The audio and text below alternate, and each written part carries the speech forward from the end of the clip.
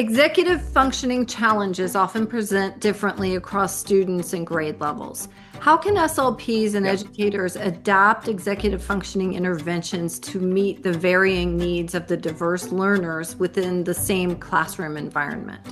That question would be easier to answer if there was a reliable sort of learning trajectory of executive functioning skills.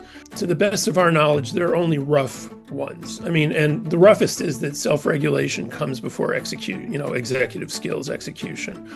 You expect in lower grades that self-regulation is going to be a problem that you're helping kids work through. And there is really no execution without self-regulation.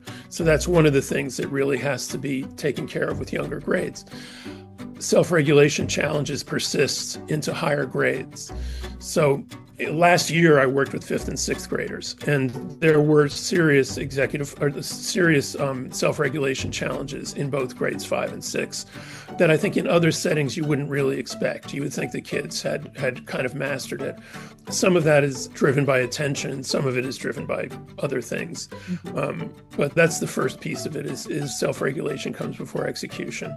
The other thing is that we have a 10-part model that we use that I'm sure that we think is roughly chronological. So it's roughly the order of emergence of the skills.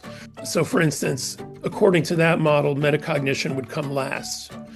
And metacognition is indeed a late emerging thing. And I think we have a problem in some settings of asking kids to be metacognitive before they're ready for it. We ask for reflection in younger grades where reflection isn't necessarily a skill that has emerged. You find yourself teaching scripts, teaching what is the language of reflection, getting kids to sort of fake it till they make it with reflection. But that's something that it's important for them to have the language for it. So even if they don't have a natural aptitude and emergence of metacognition, they at least know what it looks like to be metacognitive, and hopefully that becomes more internal.